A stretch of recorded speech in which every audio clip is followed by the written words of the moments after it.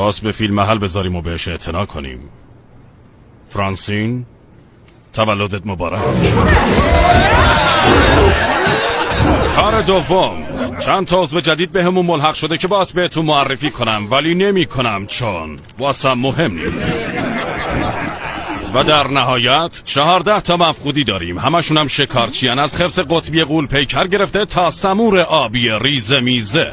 شهرداریم تا اینا رو پیدا نکنیم ولکن نیست. الان این کار اولویت اصلی مونه. مأموریت از این قراره: سرکار شیرزاده، سپید گرگی، ببرزاده، پیدا کردن مفقودای بخش استوایی با گروه شما.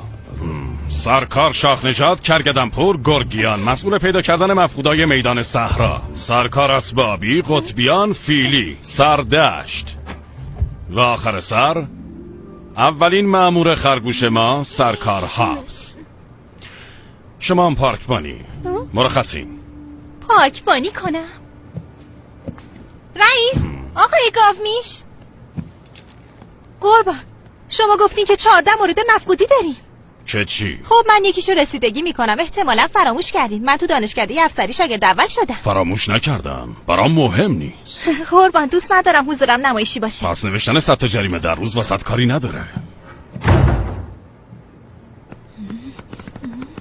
100 تا برگ جریمه باید بنویسم ها؟ عمرم نمی نویسم. 200 تا جریمه می نویسم تا قبل از ظهر.